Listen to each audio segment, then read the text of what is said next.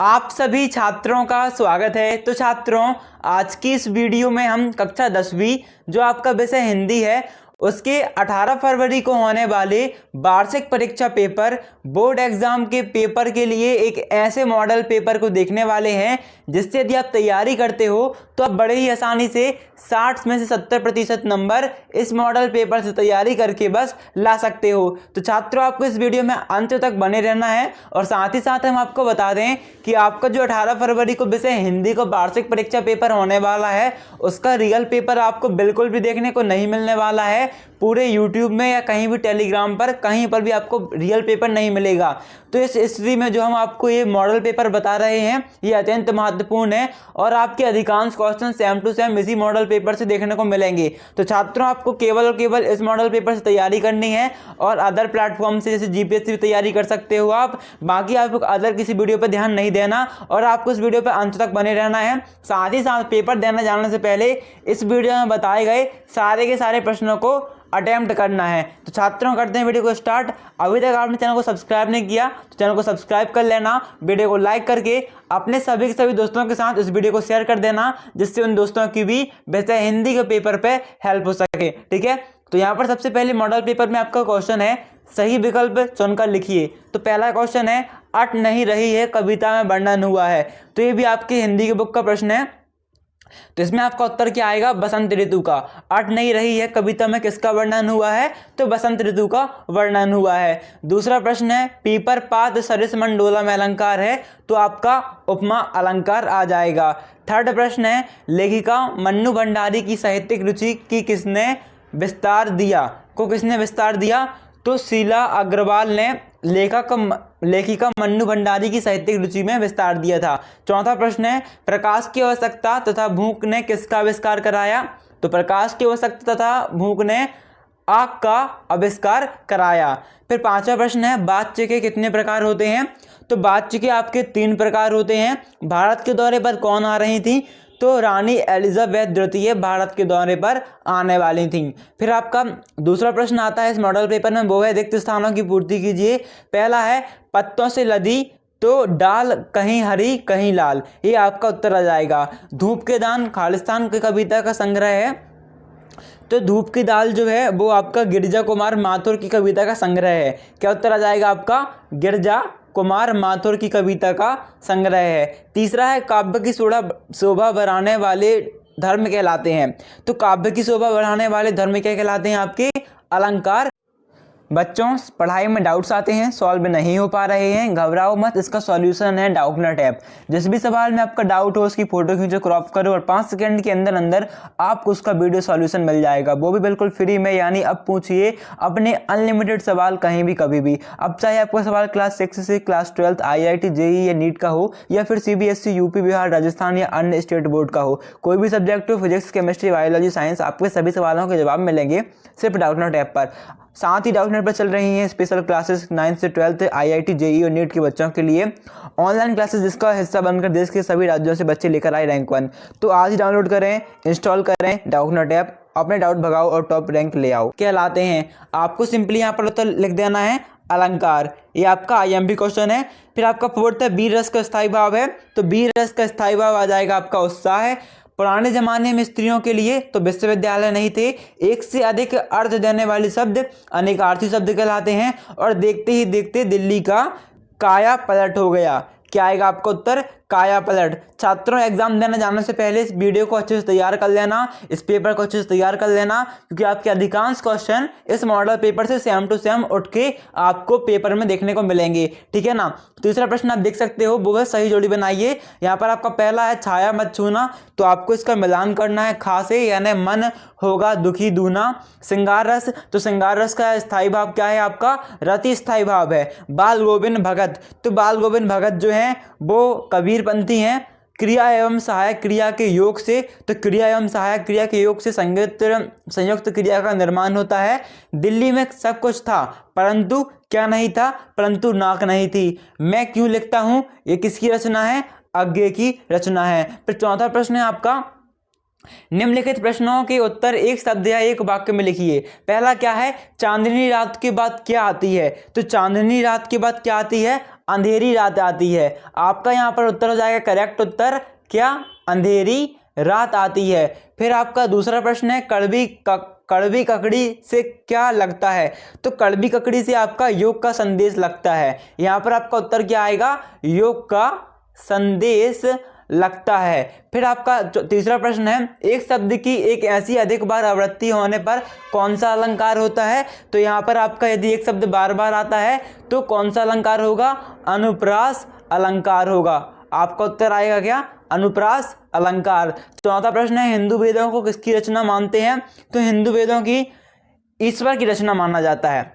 किसकी रचना माना जाता है, ईश्वर की रचना माना जाता है। मेरे द्वारा पुस्तक पढ़ी जा रही है, मैं कौन सा वाच्य है। तो छात्रों यदि आपको सेम टू सेम क्वेश्चन मिलता है तो आपको उत्तर लिखना है कौन सा वाच्य है, यहाँ पर आपका कर्म वाच्य आ जाएगा। फिर जो आपको देखो छठवां क्वेश्चन है वो है मेरी द्वारा पुस्तक पढ़ी जा रही है, मैं कौन सा वाच्य, हमने देख लिया। छठवां प्रश्न है हाथ मलने का क्या अर्थ है। तो हाथ मलने का आपका अर्थ हो जाएगा पछताना, हाथ मलते रह जाना यानी कि पछताते रह जाना। यहाँ पर आपको उत्तर हो जाएगा पछताना। फिर देखो सातवां प्रश्न है भोलानाथ सिसकना क्यों भूल गया। तो भोलानाथ अपने साथियों को देखकर खेलता देखकर सिसकना भूल गया। क्या आएगा उत्तर आपको, साथियों को खेलता देखकर, क्या खेलता देखकर सिसकना भूल गया। अब बढ़ते हैं नेक्स्ट क्वेश्चन की, जो कि आपका पांचवा, निम्नलिखित वाक्य में सत्य सत्य लिखिए। तो पहला है छायावाद के जनक सुमित्रानंद पंत हैं। तो ये आपका बिल्कुल ही क्या हो जाएगा, सत्य असत्य हो जाएगा। ठीक है, क्या हो जाएगा आपका, असत्य हो जाएगा। चौपाई छंद में 16 मात्रा होती हैं, ये सत्य हो जाएगा। जहां नायक नायिका के वियोग का वर्णन है वहां संयोग श्रृंगार होता है, तो ये आपका असत्य हो जाता है। फिर है फादर की निकटता में ऐसा लगता था कि जैसे किसी देवदास की छाया में खड़े हों, तो हाँ ये आपका सत्य हो जाएगा। पांचवा है स्थानवाचक क्रिया विशेषण से क्रिया के काल का बोध होता है, ये आपका सत्य हो जाएगा। और मैं क्यों लिखता हूँ अज्ञे की रचना है, तो बिल्कुल सही हो जाएगा, ये आपका सत्य हो जाएगा। फिर नेक्स्ट क्वेश्चन देखते हैं जो कि आपके और भी ज़्यादा महत्वपूर्ण है। इनके लिए छात्रों आपको इस वीडियो को लाइक जरूर करना है, साथ ही साथ अपने दोस्तों के साथ शेयर करना तो बिल्कुल भी नहीं भूलना। इस टाइप की आपको नेक्स्ट वीडियो चाहिए अदर टॉपिक पे, अदर सब्जेक्ट पे, सब्सक्राइब भी कर लेना। ठीक है, छठवां प्रश्न आप देख सकते हो, माँ ने अपनी बेटी को क्या क्या सीख दी, अथवा मैं लक्ष्मण ने वीर योद्धा को क्या क्या विशेषताएं बताई। तो इन्हें अच्छे से तैयार कर लेना। अति महत्वपूर्ण प्रश्न आपको सेम टू सेम उठ के देखने को भी मिल सकते हैं। सातवां प्रश्न है भक्ति काल की प्रमुख विशेषताओं का उल्लेख कीजिए, अथवा में आप देख सकते हो छायावाद के 2 कवियों अथवा उनकी एक रचना के नाम लिखिए। आठवां प्रश्न है निम्नलिखित में से एक पद्यांश का भावार्थ लिखिए। कहीं सांस लेते हो घर घर भर देते हो, उड़ने को नभ में तुम पर पर कर देते हो, आंख हटाता हूँ हट नहीं रही हैं। अथवा में एक और आपके सामने पद्यांश है, कितना प्रमाणिक था उसका दुख, लड़की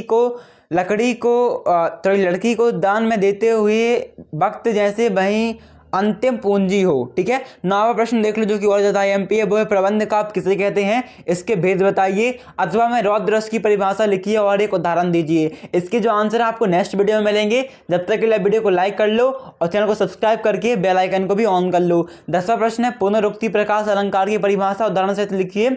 अथवा में छंद किसे कहते हैं, इनके कितने प्रकार होते हैं। 11वां प्रश्न है स्त्रियों को पढ़ाने में अनर्थ होते हैं, कृतज्ञवादियों की इस दलील का खंडन द्विवेदी जी ने कैसे किया, अपने शब्दों में लिखिए। अथवा वास्तविक अर्थों में संस्कृत व्यक्ति किसे कहा जा सकता है। 12वां है रेखा चित्र किसे कहते हैं, कहानी किसे कहते हैं, 2 कहानीकारों के नाम लिखिए। 13वां प्रश्न है मन्नू भंडारी अथवा राम वृक्ष बेनीपुरी में किसी एक की 2 रचनाओं के नाम लिखिए। इस पे आप देख सकते हो। जो 14वां प्रश्न आता है निम्नलिखित में से निर्देशानुसार वाक्य बदलिए। तुलसीदास जी ने रामचरितमानस की रचना की, कर्म वाच्य में परिवर्तित करना है। सेकेंड इसमें है आपका आओ घर चले, इसको आपको भाववाच्य में परिवर्तित करना है। इसे कैसे परिवर्तित करते हैं ये हम अगली वीडियो में देखेंगे, जो कि आपको जस्ट 1 घंटे बाद वीडियो मिल जाएगी। अथवा में आप देख सकते हो अपने विद्यालय के प्रधानाचार्य की ओर से दीपावली के अवकाश की सूचना लिखिए। 15वां प्रश्न है आपका भोलानाथ और उसके साथियों के खेल और खेलने की सामग्री आपके खेल और खेलने की सामग्री से किस प्रकार भिन्न है। अथवा में लेखक ने अपने आप को हिरोशिमा के विस्फोट का भोक्ता कब और किस तरह महसूस किया। 16वां है श्रृंगार रस की परिभाषा लिखते हुए उदाहरण दीजिए और भेद बताइए। अथवा में अलंकार की परिभाषा लिखिए तथा उसके भेद बताइए। 17वां प्रश्न है आपका निम्नलिखित लोकोक्तियों का अर्थ बताते हुए वाक्य में प्रयोग कीजिए। आपकी 3 लोकोक्ति हैं। अथवा में आप देख सकते हो क्रिया विशेषण पहचान कर लिखिए। छात्रों, इतने महत्वपूर्ण प्रश्न हैं, आपको बिल्कुल तैयार करना है। अधिकांश क्वेश्चन सेम टू सेम देखेंगे, ठीक है ना। दोस्तों से शेयर करना बिल्कुल मत भूलना। साथ ही आपको PDF चाहिए इसका, तो जो हमारा टेलीग्राम ग्रुप है उसे आप ज्वाइन कर लीजिए। आप टेलीग्राम में सर्च कीजिए दी यूनिक बॉय, आपको ग्रुप मिल जाएगा। बाकी यदि आप वहाँ पर नहीं ढूंढ पाते हो तो आपको डिस्क्रिप्शन में भी टेलीग्राम ग्रुप की लिंक मिल जाएगी, वहाँ पर टेलीग्राम ग्रुप ज्वाइन कीजिए और PDF को भी प्राप्त कर लीजिए, जिससे आप अच्छी तैयारी कर सको। 18वां प्रश्न देख लीजिए, यहाँ पर आपको गद्यांश दिया गया है, इसमें 3 क्वेश्चन से आप तैयार कर लीजिएगा। 19वां प्रश्न है आपका, किसी एक विषय पर संवाद लिखो अथवा पे किसी एक विषय पर अनुच्छेद लिखो। अनुच्छेद का मतलब क्या होता है, उसके बारे में लगभग 200 शब्द लिखो, और संवाद का मतलब आप 2 दोस्त हो, उससे एक दूसरे की बातचीत के बारे में आपको लिखना है, ठीक है। 20वां प्रश्न है आपका, तुलसीदास अथवा सूर्यकांत त्रिपाठी निराला की काव्यगत विशेषताएं निम्नलिखित बिंदुओं के आधार पर लिखिए। 2 रचनाएं, भाव पक्ष, कला पक्ष, साहित्य में स्थान। 21वां प्रश्न देख सकते हो, यहाँ पर आपको गद्यांश में किसी एक संदर्भ प्रसंग सहित व्याख्या करनी है। आपका एक गद्यांश ये है और दूसरा गद्यांश ये है, ठीक है। 22वां प्रश्न है, प्रथम श्रेणी में उत्तीर्ण होने पर अपने मित्र को बधाई पत्र लिखिए अथवा वह परीक्षा काल में ध्वनि विस्तारक यंत्रों को बजाने पर रोक लगाने हेतु जिलाधिकारी महोदय को पत्र लिखिए। 23वां प्रश्न है, निम्नलिखित में से किसी एक विषय पर संक्षिप्त किंतु सारगार्भित निबंध लिखिए। यह आपका 4था प्रश्न है। आपको कुछ साहित्य समाज, जल ही जीवन है, जीवन और खेल, प्रज्ञान एवं प्रौद्योगिकी और आधुनिक भारत में नारी के किसी एक विषय पे आपको निबंध लिखना है। तो छात्रों, यदि आपसे आशा करता हूं कि आपको वीडियो अच्छी लगी होगी। यदि आपको वीडियो अच्छी लगती है तो वीडियो को लाइक करना बिल्कुल मत भूलना। नेक्स्ट वीडियो में आपको सॉल्यूशन भी मिल जाएगा बड़े क्वेश्चन का। साथ ही साथ यदि आपको PDF चाहिए टेलीग्राम ग्रुप ज्वाइन कर लेना, ठीक है। जब तक के लिए थैंक्स फॉर वॉचिंग, मिलते हैं अगली वीडियो पर।